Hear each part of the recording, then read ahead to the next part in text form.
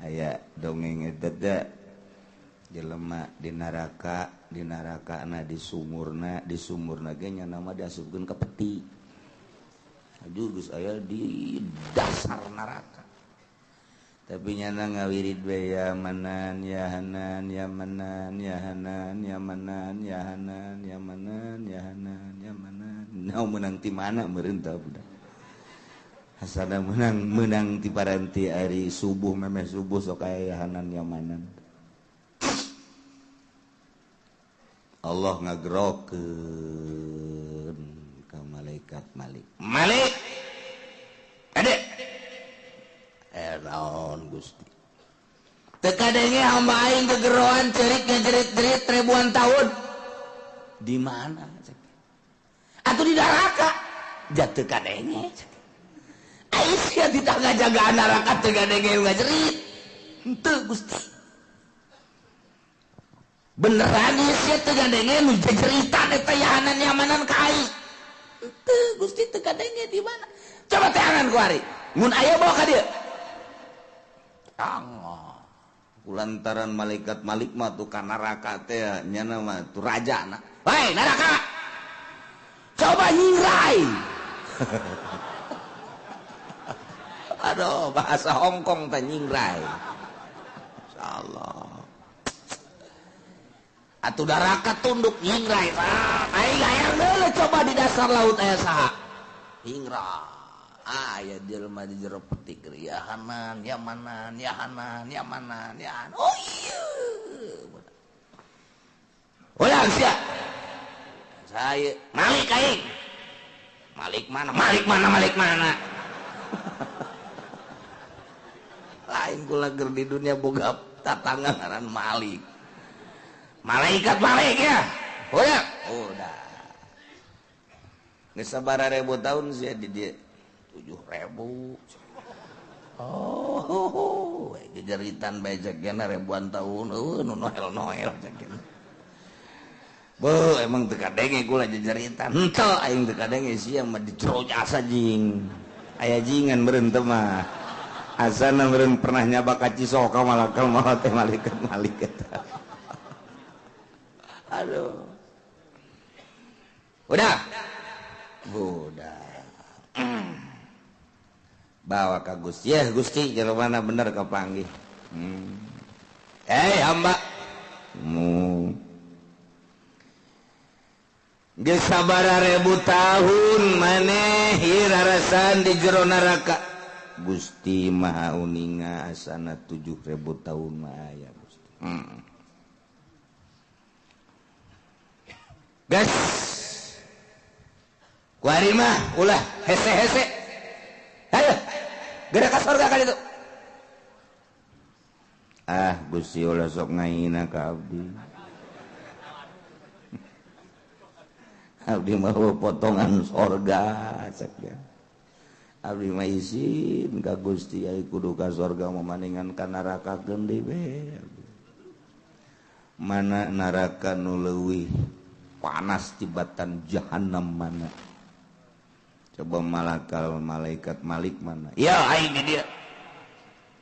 Neraka mana nu paling panas leuwih panas tibatan jahanam? Aya.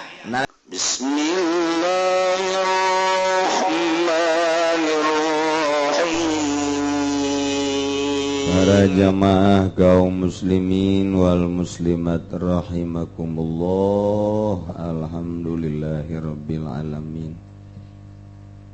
Urang dibere nikmat ku Gusti Allah, dibere hujan, dibere tararis. Nganai jelema mah eueuh meujeuhnana. Dibere panas aman, dibere hujan bae, tiris aman. Eueuh meujeuhnana. Setungtung teu make tauhid tetep hate ngarasula baik. Tapi lamun urang make perasaan keyakinan tauhid ka Gusti Allah nu selalu mah ayana naon ngeunaheun bae. Dibere panas ai panas nu saha nu ngarasakeun panas ka urang nikmat perasaan dibere tiris ari tiris nu saha nu masih kene karasa urang dibere tiris sebab nu teu normal mah dibere tiris karasana panas dibere panas karasana tiris eta teu normal ngaran jadi urang mah dibere normal ku Gusti Allah dibere hujan ari hujan nu saha nu Allah kama maha kawasa nurunkeun hujan urang bisa menikmati hujan selalu nikmat terus bae papasten Allah unggal poe terus berputar jam terus berputar berang peting geus ulah mikiran nu kos kitu nu kudu dipikiran mah perputaran waktu teh mengejar ajal urang tah eta geus datang ka mana dedeketan urang jeung Allah mun urang geus ngarasa deukeut jeung Allah untung gede kumaha cenah karasana kiai deukeut jeung Allah atuh ai deukeut jeung Allah mangeunaheun kos urang deukeut jeung bebeni nikmat jas ngecrek hujan teh teu karasa di kuburan duduaan waduh ngeunaheun jas sangkilang aya momonon tetep ngeunaheun bae nikmat tah jeung Allah makomo lantaran Allah manubogaan geus komunikasi jeung Allah teh salat teh ngeunah jadi lamun aya jelema tinggalin tahajud teh penting teh isuk-isukna ceuri lantaran nu biasa ngeunaheun ibadah ka Gusti Allah duh aya naon teh keur penting mah teu hudang teh ceuri mantak osok ditambal berangna nu biasa penting salat tahajud genep rakaat misalna teu salat teh keur penting berangna ditambal 2 kali lipat jadi 2 kali genep ditambah jeung 2 kali genep eta jadi 24 nambal salat tahajud keur percis kos urang bae kitu percis jasa urang mah teu hudang teh sugan ieung teu urang teu boga perasaan kumaha urang mah hudang sakitu teu hudang sakitu atuh ieu mah naon bedana jeung kebodongkol tuh beda jeung kebodongkol janten bakos kitu batu tuh eta lah jadi atuh nikmat deket jeung Allah mah maca Quran ngeunaheun maca sholawat nikmat salat ngeunaheun ngadengekeun ngaji ge ngeunaheun tiis tentrem reup malah mantepkeun urang baralik ulah diudangkeun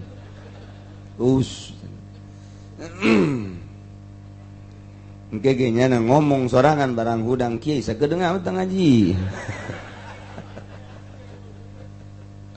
aduh daya jadi ieu perputaran waktu teh horeng keur mengejar ajal lantaran nu sering kukula dicaritakeun mun jelema boga pikiran manteng nafakuran nu 4 perkara bakal salamet hiji rezeki urang moal ku batur kajen ku kumaha yakinkeun eta nu urang bagian urang nu geus aya tulisanana tertera di Lauhil Mahfuz moal ku batur. Nomor kedua amal nu geus ditangtukeun ka urang kawajiban ka urang teu bisa digantian ku batur kudu ku urang bae nomor katilu Allah terus-terusan neleukeun urang teu pernah nundutan Allah la ta'khudhuhu sinatu wala naum teu pernah jadi urang kumana bae kadeuleu kalau yakinkeun. Kemudian nomor kaopatna sing yakin bahwa ajal nungguan urang. Tah mun urang eta opat di pikiran bae ku urang di tengah-tengah diasupkeun ka sono bari urang bakalna nambah keyakinan ka Allah, nambah giat ibadah ka Gusti Allah, nambah mantap. Ieu nu mantak daek nongton TV teu asa dideleukeun ku Allah. Nu mantak kurang daek ngridit ta eta teu boga rasa bahwa urang keur ditungguan ajal dideleukeun ku Allah. Mun boga pikiran kieu aing ngridit sebenarnya masalah ye. Duh mun isuk paeh aing kumaha be dibeulem ieu aing moal daek ngridit. Pan ieu rombongan bangsa jelema paroho kabeh ieu kabeh. Ja motorna ngridit kabeh. Ya Allah ya Rabbinya, coba tah perhitungkeun ku urang, tapakuran ku urang. Abeh makin hari makin deket jeung Allah, makin membaik, makin mantep ibadah ka Gusti Allah Subhanahu wa taala. Yo ngarasula dibere sehat, hari nu boga sehat saha Gusti Allah keur dibere rasa sehat, dibere muriang ain nu boga panyakit saha Allah boh ieu urang dibere deudeuh jeung nya ku Allah sehingga titah ngarasakeun panyakit darah tinggi. Dikurangan teu meunang ngadahar daging embe, teu meunang ngadahar sop kambing, teu meunang ngadahar jeroan, teu meunang ngadahar lauk asin, teu meunang ngadahar uyah. Padahal maning dikieukeun aing geus loba nu dilarang lah, maningan ditapakeun bae. Batur mangga hajat tapak tina daging, tina lauk, tina seges, sakalian aya panyakit aing mah tapak bae. Kitu kuduna. Iya mengendahan sial-sial tinggi awak.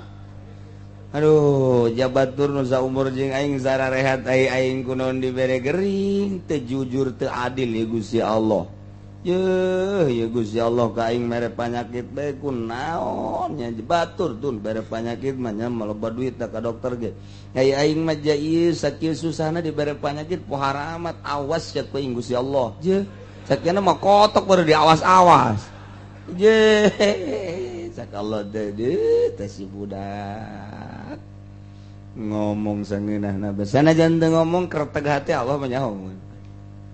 Nyahoun Allah mah masyaallah tah ieu urang perbaiki eta supaya mantap. Je eueuh nu kaluar tina gerak Allah. Eueuh nu kaluar tina kudrat iradat Allah. Eueuh nu kaluar tina kahayang Allah, eueuh kabeh teu kaluar tina kudrat iradat Allah. Nyaho urang lamun keur ngaji tauhid mah nyaho jasa imimiti wujud kidam bako mukhalafah lil hawadits qiyamu binafsi wa daniyat kudrat iradat ilmu ayat sambah hafal. Percaya nganu encan teh yakin. Eta teh neangan ilmu yakin mah sebab teu bisa diteangan ku kumaha tama pamere Allah ngan urang usaha memperbaiki diri. Jelema anu ngridit berarti teu percaya, eta teh ngaranna teu boga kayakinan. Teu boga kayakinan. Pokos jelema ku tatang koteteng terus berang jadi peuting-peuting jadi berang neangan dunia bae eta ngaranna kurang keyakinan tina pamere Allah. Tina galikus kitu bae eta mah. Di jelema nu yakin hi atuh tenang bae ai bagian urang mah tetep ka urang bae. takos kitu tah jadi ai percaya ngan yakin nu encan aya eta takos kitu tah tak seringan gara udang peti yuk bari nonton TV coba ge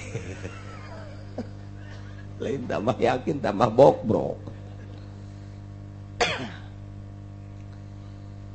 urang kitu menghadapi haul. Alhamdulillah minggu kamari sanajan hujan ternyata hasilna alhamdulillah mak loba jeung saeutik urang mah sarua bae.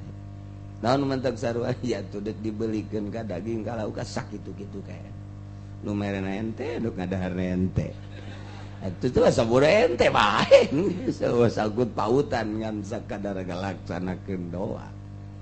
Tapi Allah ngagerakeun minggu kamari menang 27 juta. Sanajan hujan. Kuali leuwih parah deui hujanna. Wallahu a'lam sabodo wae. Tapi anu geus bisik-bisik nungtun geus aya sabaraha urang teh urang Kendal hiji. Cikarang, orang Tangerang, orang di urang Jaya, orang sekitar Pasar Kemis, Kecamatan Jati, aya nu geus mondok mawa cek kana ieu, aya sukuan. Hayu bisi mawa jahe bae. Aya sukuan ya Allah ya. Jadi orang putaran minggu kahiji kamari tinggal minggu ieu. Berarti tinggal ngitung be 5 minggu deui.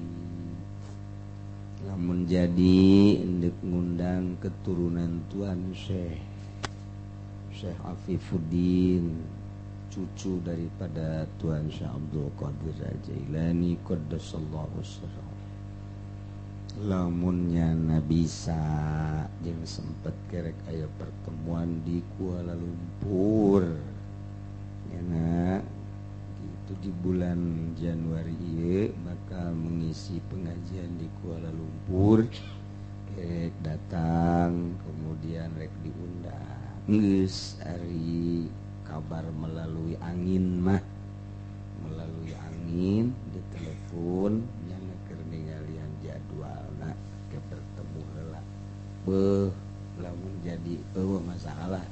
Maksudna udah naon ngan sakadar urang mabil barokah kuturunanna supaya urang leuwih mantep diaku ku Tuan Syekh Abdul Qadir diaku ku Tuan Syekh hatunya ge cucu Kangjeng Nabi leuwih diaku deui ku Kangjeng Nabi urang Kangjeng Nabi Muhammad sallallahu diaku ku Kangjeng Nabi berarti diaku ku Allah.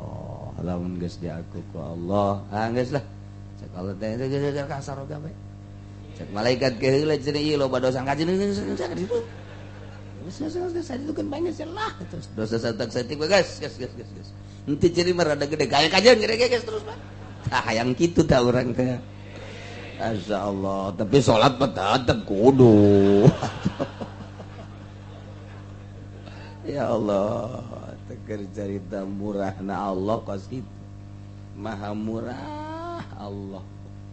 Ngarizkian boro-boro anu iman, nu kafir ge dirizkian murah jasa. Boro-boro nu sok tahajud nu molor we ge dirizkian we. Boro-boro nu sok ibadah nu mayan koprok ge dirizkian kene lah kalau dirizkian we lanan ke perhitungan mah kumang ke bae lanan.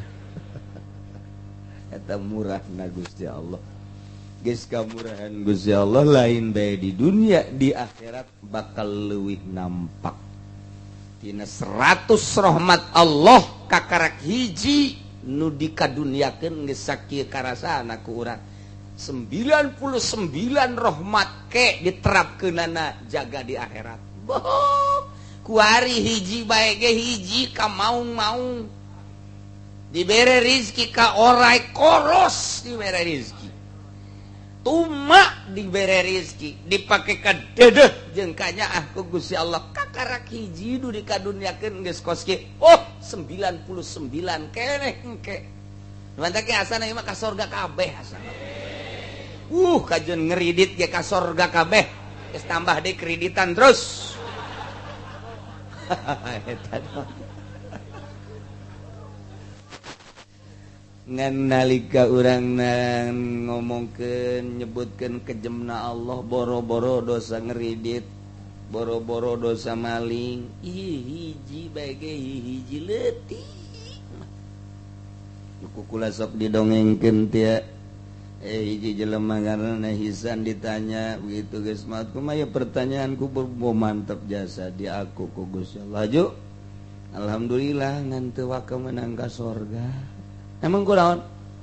Ieu kula teh pan kuli panggul tah meujeuna keur manggul tah eta nyokot hiji jang nyeuhil eta teu menta ridona deui eta kula eta bakal dihisab eta doang berat cenah capnya jang nyeuhil doang atuh komo tanda tangan MM-an tamang geus lain neraka deui raka bae geus tamang ngarebekna ge meureun kumaha meureun atuh sagede ceuhil bae kitu komo maling sendal di masjid sendal kulit teh aduh eta keur carita kejemna Allah mantap galak aya di Allah nyaah aya di Allah mantap ulah ngandelkeun amal urang ka Gusti Allah mah teangan ridho Allah subhanahu wa ta'ala model kuari Gusti Allah be sebenarnya masih cenah ngaringkuk di imah tapi siang ngaji bae ngan aing nyaho rindu ka tukang uduk sia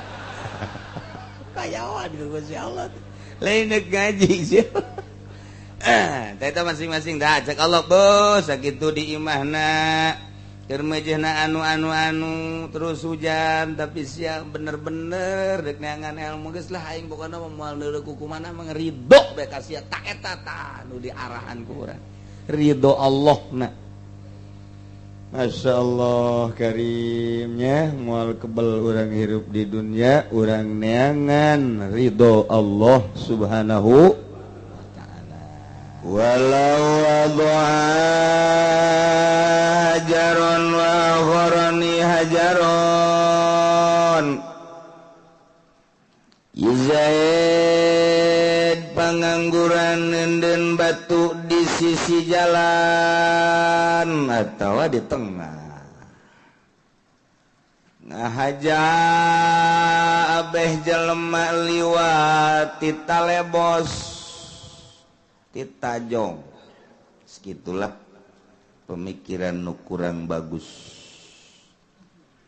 mun bararagus kabeh mah meureun teu kudu aya kapolsek teu kudu aya polsek eta teh jang pengaduan masyarakat ketika aya sesuatu nu teu akur jeung aturan agama teu akur jeung aturan negara maka datanglah kapolsek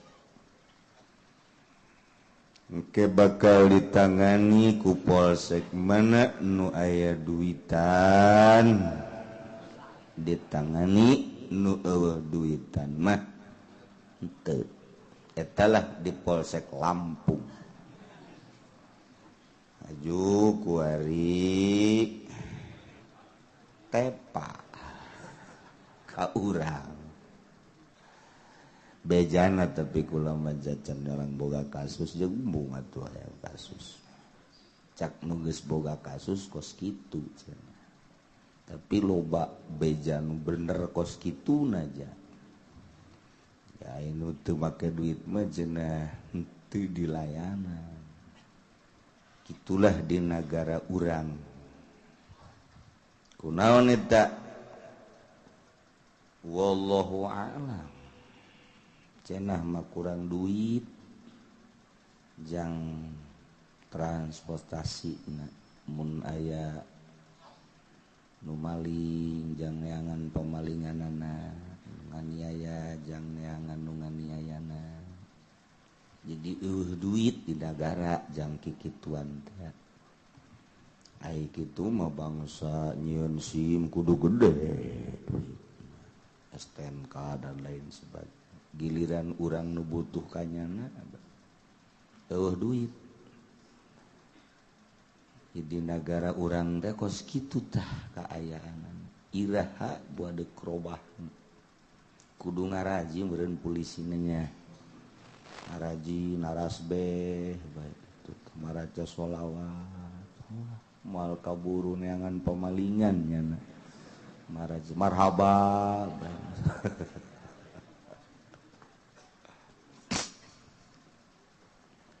Zaid nenden batu di jalan Jol Umar jeung Bakar sia kerawat ya nenden batu maksudnya atuh sugana aya anu ditajong resep kulon akur jeung aing atuh sia tambahan ku aing edan ditambahan ku Ki Umar jeung Ki Khalid sarwana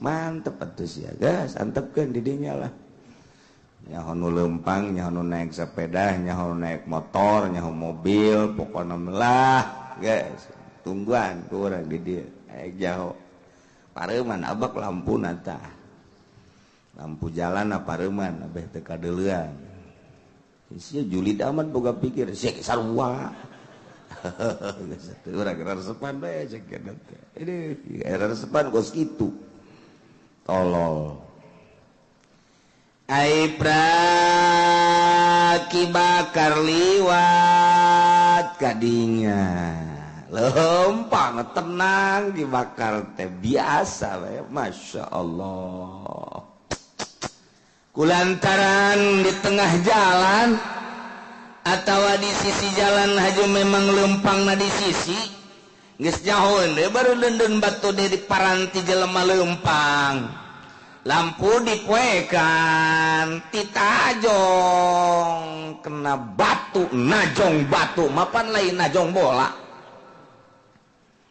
najong batu mah atuh batu ditajong nyana keur tenang malah rada gancang gede plak ngubrus paeh dibakar nasibna najong batu paeh tah nu jadi masalah kuari ieu nu katempuhan Ki Zaid tanu neundeun batu sorangan atawa Ki Umar jeung Ki Khalid ieu tah nu jadi masalah teh nu katempuhanna nu tanggung jawab terhadap kecelakaan Ki Bakar saha mantak diatur di dieu fadhaman waslasun ta eta katempuhan bagi 3 100 onta berarti dibagi 3 30 berapa saurang 33 saparapat leuwih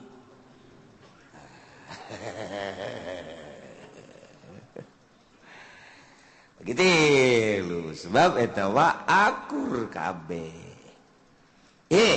cek Zaid teh pan batur aing rada leutik sia mah gede lu aing leutik tah tentu aing rada leutik teh bisa kitu tetep bae lantaran maksudna ge akur bae geus Zaid Umar Khalid ieu nu tiluan ieu katempuhan harus bertanggung jawab atas kecelakaan Ki Bakar. Masya Allah lamun diterap-terapkeun hukum Al-Quran di negara urang khususna umumna di berbagai negara waduh ngeunah tarariis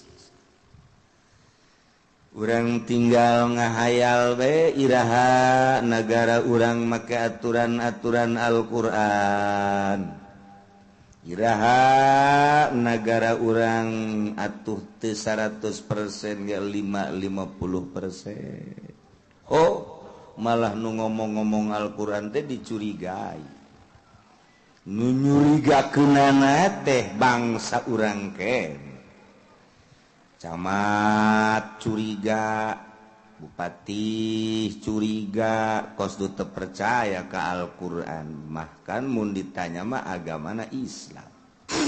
Ironi bener. Itulah leuwih berat ke aturan negara anu lain Al-Quran dibanding jeung aturan Al-Quranul. Di dia letak kesalahanan. Geus nu mantak ngaji abeh sadar sebagai pemerintah horengan. Aing ieu ngagugulung hukum-hukum manusia ternyata geus manderikeun hukum Allah.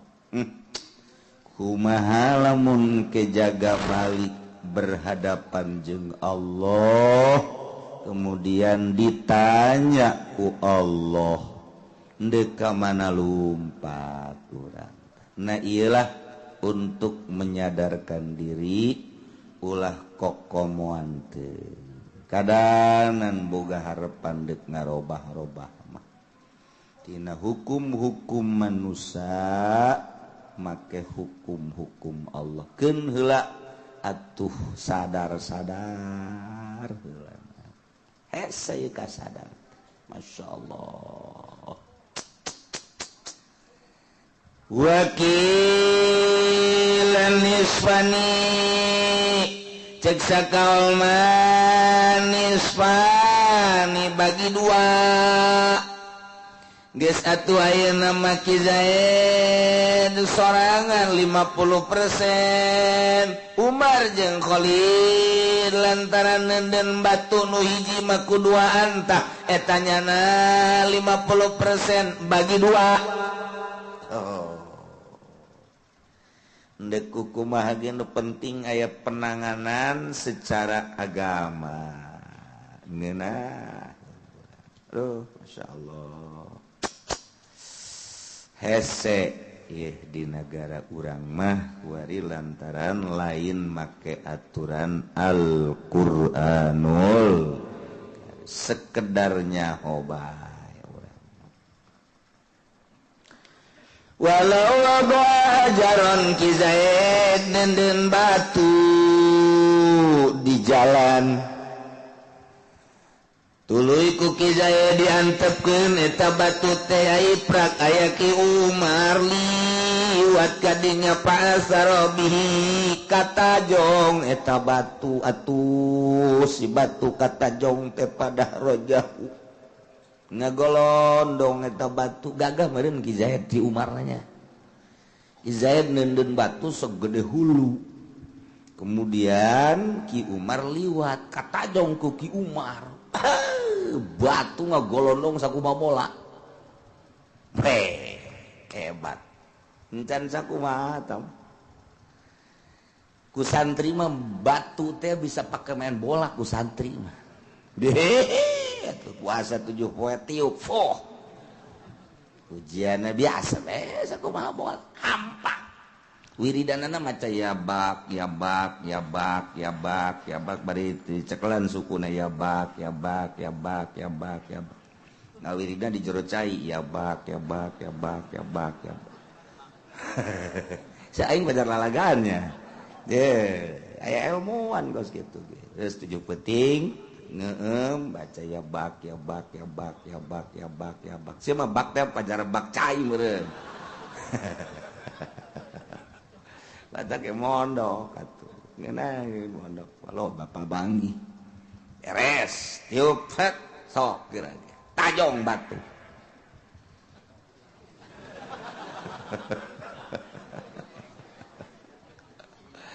aduh badak loba kiai anu neuk dianiaya baheula ku jawara zaman baheula pan loba jawara di urang cak jawara sambarangan sia dek ngembang-ngembangkeun ilmu ulah waka ngembangkeun ilmu ku aing heula dilalaga sia ku aing ayo sia ku aing eta aya anu di alungan batu timpah ku batu aya anu diajak gelut baheula buat macem baheula mah jararahat kuari masa kieu mah balager jawara kuari batu bau jawara baheula mah teluh kuari mah balager jawara sakieu mah sapira tah mabok mah jang nyana zinah jang nyana judi jang nyana dolos beukieun mah teu ngaganggu batur baheula mah ngaganggu kan ka batur teh jawara teh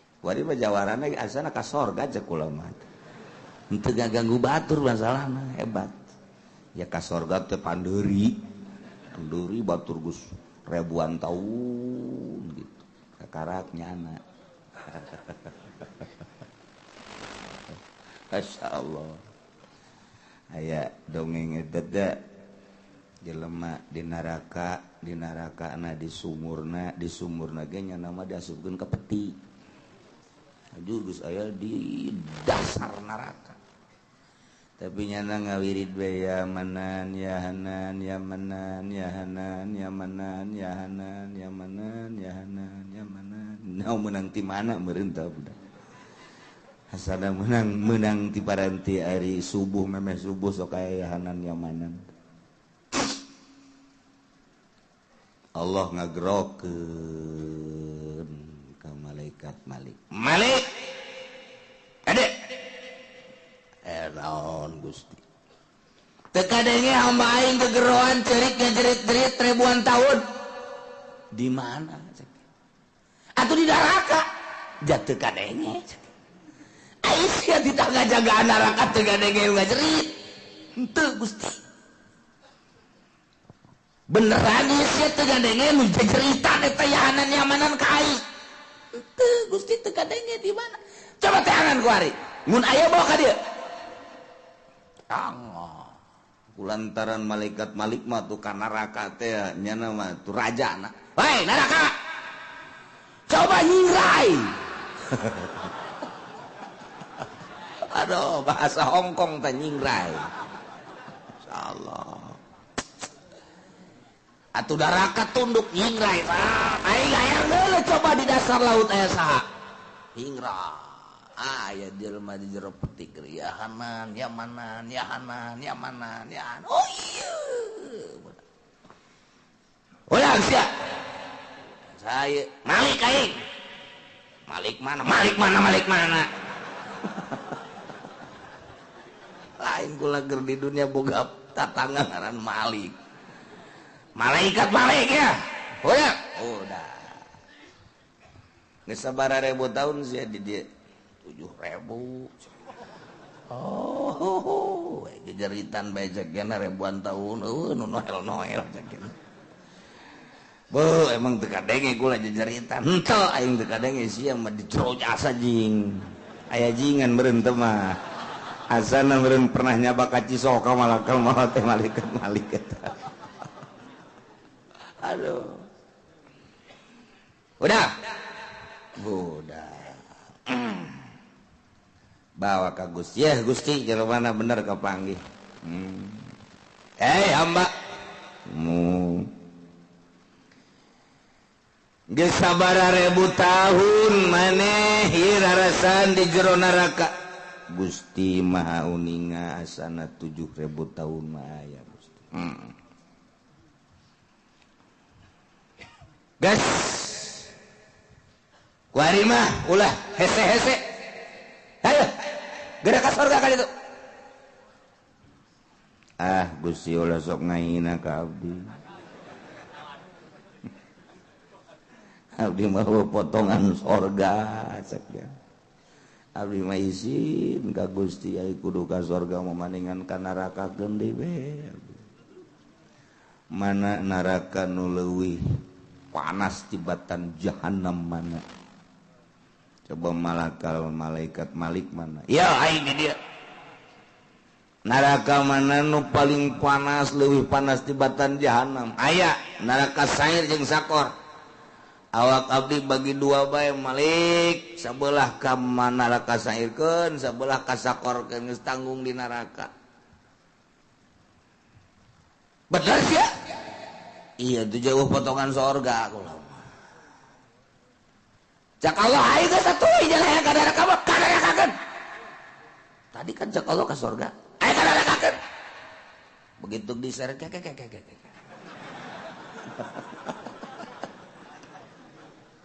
kunaon cek balik tadi ka surga sih ka neraka iya mah maksudna isin di ka surga ge lain embung isin cek kira atuh banyak kudu ka neraka deui cek pangeran cek Allah kudu ka neraka deui ke dikunjukan ka Gusti asa teu akur jeung aslina ya pangeran mah aslina di mana-mana ngangkat jelema ti neraka rek di ka sorgakeun pan atuh di ka nerakakeun deui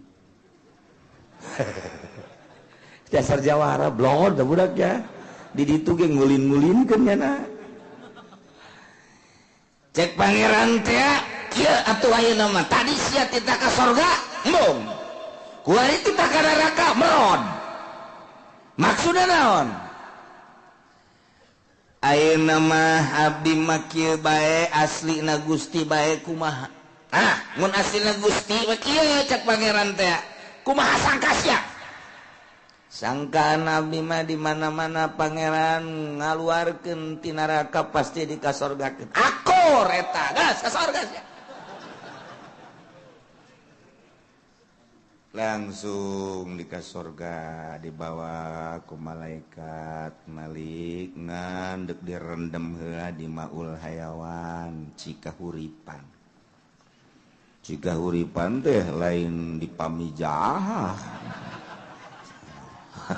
cikahuripan di pamijah mana horeng atuh aduh cikahuripan bangke di ditu di akhirat maul hayawan balik deui nya barang dek diasupkeun ka maul hayawan nanya deui ya Allah ya Rabbi abdi di ka sorgakeun ngana hidup nanya cek Allah sia naon teh nu batak di ka sorgakeun teh sia ieu boga amal naon Gusti Maha Uni ngaja abdi mah teu boga amal naon lamun hayang nyaos ya salat sia tilok puasa tilok zakat henteu haji henteu teu pernah kan muhun hajud sia mah tutulung sedekah henteu jasa kan henteu ngerkep jelema osok kan sia makan amal naonan ngan pernah sia penting milu rajaban maca la ilaha illallah Muhammadur Rasulullah sakali doang geus kajen ka sorga bae ka sorga teh maca la ilaha illallah Muhammadur Rasulullah sakali ge ke rajaban milu ditungtun ku kiai ka sorga ngan di narakana 7.000 tahun aduh masya Allah teh tepan pohara bedas la ilaha illallah barang datang ka lawang sorga merod embung ka sorga kunaon si embung ka sorga wah tempat pasti juga caknya nama Puri Jaya baru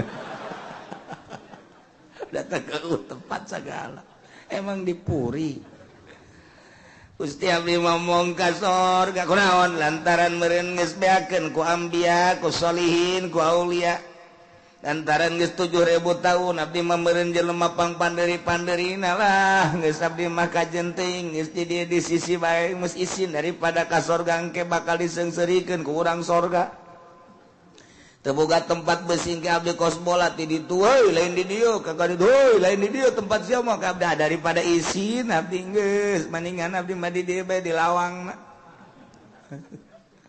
sak Allah ulah ka ngomong kos kitu geura asup bae daek teu sia dibere di jero sorga siapa miskin aya di jero sorga ngan diberena 7 kali dunia legana 7 kali lapis bumi 7 kali lapis langit eta jang sia nupang miskin Gusti sok haju ngahina ka abdi ulah ngahina tuh Gusti hai geura asup bae atuh mau ngomong jasa geura asup pada tuh geura itu abdi asup barang asup teh ja bener sekian teh lega amat pang miskina di sorga bakal dibere 7 lipat bumi 7 lapis bumi 7 kali lapis langit Masya Allah. Aduh merenang cek aja pedi Gusti lega teuing tomatu lelumpanganna capek emangna naik apaan sa di ditu atuh naik Avanza mau meuli bensin aga di mana jauh pom di ditu mau panat tuh hihi di ditu batu urang naik geus kieu hayang ka ditu tak hiber kursi hiber sorangan lain sorga tuh kudu make Avanza mah ngaranna cadas tah mah geus kitu batu sepatan. Aduh geus urang nyaritakeun sorga ya Allah asa endek Masya Allah barang nonton TV urang asa moal tah kitu mantap urang ayeuna dibersihan ge dika Al-Qur'an keun carita sorga ti Qur'an carita neraka ti Qur'an carita hukum-hukum syariat menang di Quran carita hakikat menang di Quran ngan ibe nagara nah teu make Al-Qur'anul kan kajeun sama urusannya anak urang mah urang bae geus bagi nu aya di pemerintahan supaya rada sadar ijah carita surga Quran lain KUHP carita neraka apa aya di buku Belanda neraka eueuh Quran teteh kos kitu teh geus urang hirup ketika nyaritakeun hukum-hukum nu patali jeung nagara aya ka dituna sorga jeung neraka atuh toja iya hukum manusia aya hayang-hayang ka sorga mal beres atuh tuh nya saring-saring saeutik urang ieu mah jang kasadaran urang supaya sadar moal kebal hirup urang Masya Allah ku ari paharto keur di jero kuburannya ge jejeritan nya sia ulah nurutan aing jak paharto ulah nurutan aing jak paharto aduh aing panas jasa kaluarnya na piye kabare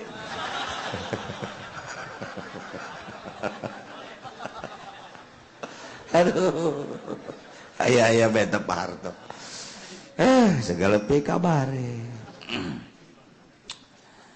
tah Ki Zaid dendem batu kemudian kata jong ku Ki Umar lantaran Ki Umar mah pernah wiridan ripai hiji ripai pernah nu mentak tah hiji ripai mah aya bahasa ya bak sok beres nyana ngawirid tendang batu ujianana iku baheula pernah di Baghdad teh pernah diwirid ku manehanana begitu main bola asal musuh kena sukunya ngagolepak teh hudang deui asal patoel golepak teh udah deh atuh teu meunang main bola akhirna di dunia geus kos kitu bae mah asal tek golepak musuh kabeh tinggal kiper bae cenah geus mundur kiper asana aing cenah guling moal eta lalaga ada di Baghdad parah mantap pernah di exit di dunia persepak bolaan pernah tidak boleh ikut Baghdad dia siang nonton bedongeng teu nyaho mun sia mah blon kabeh Masya Allah bareun baheula saeutik di Indonesia keur zaman Roni Patina Sarani Andi Lala PSSI Iswadi ta zaman eta pemain kabeh dibawa ka Cisoka mal dibejakeun ku aing Kiai Cisoka mal ditundunan rantai saboga da kieu di dieu na yeuh susuk rantai segede kieu paenkeun buak golepak pun jelema teh dipertanyakeun nu mantap karita waktu main jeung Malaysia haju menang urang heraneun kabeh ge tah eta loba nu ngagolepak mah eta teh dipertanyakeun sageus dipertanyakeun ku dunia internasional selidik ternyata maka rantai sagede kieu teu meunang main pan Indonesia kudu copotan deui bareng copotan deui elehan bae pan sakali main 10 elehna pan teu kira-kira tuh ieu keur carita ilmu kadugalan di Indonesia ge aya pernah diterapkeun teh Zaid dan Batu Umar lewat begitu kuki Umar katajong batu ngagolondong plak eureun batu ngagolondong di tempat nu lain gitulah katajong kunyana ngagolondong basa 10 meter lah wah hebat mah ki Umar mah lain lalaga geus ki Umar je batu ngagolondong aing ayaan keneh berarti biasa bangga diri lah torojo ki Holid lempah klok klok klok klok klok klok klok klok ha kuari najong batu nu ngagolondong ku ki Umar blok begitu najong potong sukuna nya mah atuh ki Holid mah wiridan tilok pencatu boga potong tah ieu nu jadi katempuan nu mana apakah ki Zaid nu nenden batu pertama apakah Ki Umar nu najong haju robah batu urang lamun ditanya kos gitu puyeng lah cenah kiai geus kabehan bae ieu urang kabehan heulangan sesuai jeung aturan hukum nu mana ieu tuh kan masyaallah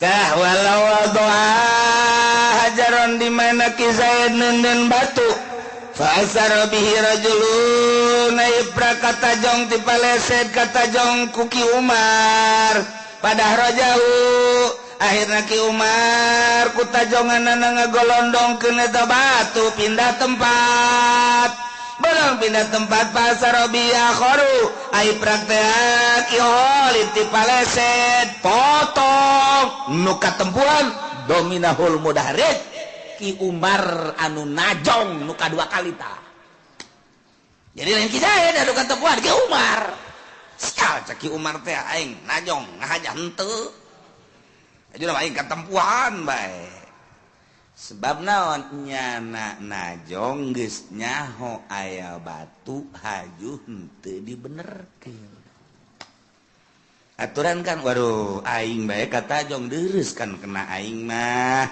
ja aing mah alhamdulillah meureun ilmu-ilmu kos kitu malah atuh geus aya mah geus aya di kumis kabeh tapi nan nisbat kena batur pan ieu tah aturan mah ki Umar teh peduli ulah diantep si batu kasisikeun ku ngantepna urut katajong nyana jadi katempuhan ki Umar rapih kan agama mah masyaallah karim tuh gitu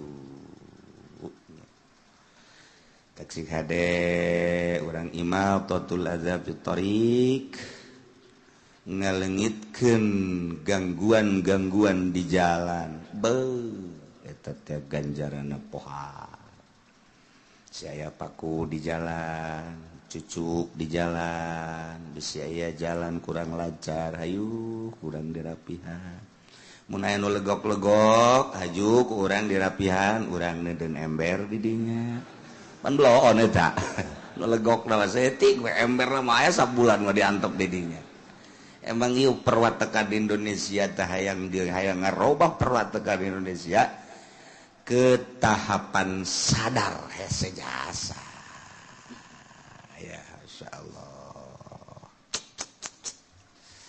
kos gitulah hukum Islam hukum fikih hukum-hukum fikih diterapkeun ku urang usul-usul fikih kaidah fikih terapkeun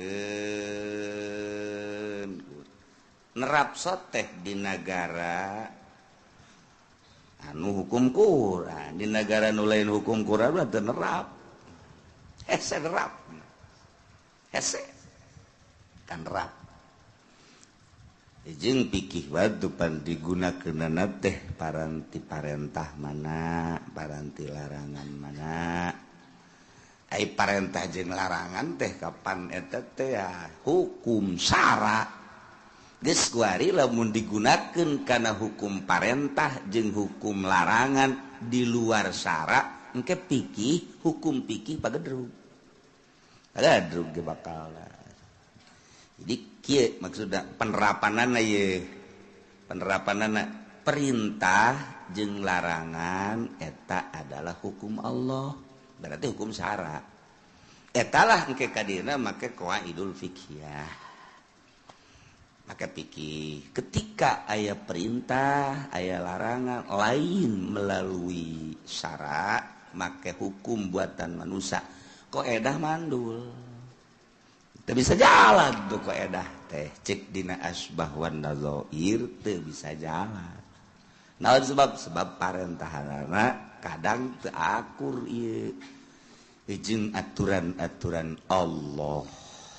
Urang kuari lemah ngagunakeun hukum syara lantaran di bawah aturan-aturan Belanda. Tah ieu sakadar kudunya hoba oh ya heueuh. Mendak kiai nu milu di partai kemudian make dalil cilaka sebab dalil mah hukum Allah ai partai mah hukum manusia hukum Allah pake ngahukuman hukum manusia mentong kajian hukum mentak kadituna kiaina anu diteuweuhkeun cahayana cabut ku Allah cahaya salah tuh gitu kan ieu mah abeh nyaho abeh hate caang abeh teu pati teuing berani oh jaheuh horegana tuh gitu ya. Ulah salah ngagunakeun ulah salah ngagunakeun mun salah gagunakeun atuh kena cilaka. Padahal qaedah eta teh kullu mayun la yudraku kullu la yutraku ba'du atawa la yutraku kullu bakal akur bae. Tiap perkara anu teu bisa dilaksanakeun kabeh atuh teu gugur sakabehna berarti ulah ditinggalkeun sawarena sabisana. Urang salat kudu nangtung ai prak teu bisa nangtung ulah ninggalkeun salat atuh sabisana diuk. Tuh malayudraku kullu layudraku kullu sawarena bisana diuk-diuk bae. Urang boga hutang 1 miliar teu bisa mayar 1 miliar bisa ge 500 juta bayar 500 juta bisana 500 juta bayar ulah kieu lah aing mah teu bisa mayar kabeh 500 ge moal ulah bisana 500 bukan kitu kuari kurang digunakeun kana maksiat teu bisa kumaha korupsi ieu teh lamun kabeh mah bisa 1 miliar ngan teu bisa kabeh geus sia lamun teu bisa kabeh korupsi 1 miliar atuh 500 mah korupsi bae pan blon eta kan teu bisa korupsi 1 miliar 500 mah kudu bae pan blon tak teu bisa qaedah digunakeun kana maksiat contoh lah eta tuh ya kan itu qaedah tuh diterapkeun tadi dina fikih bayar hutang bisa diterapkeun dina salat bisa ketika diterapkeun dina maksiat korupsi baling sia lamun teu bisa dipaling kabeh saparo emang kurang gitu cak qaedah ge kullu ma yudraku kullu la yudraku mentong eta urang guru ngaji qaedah kos kitu jadi otak hese qaedah mah diterapkeun masyaallah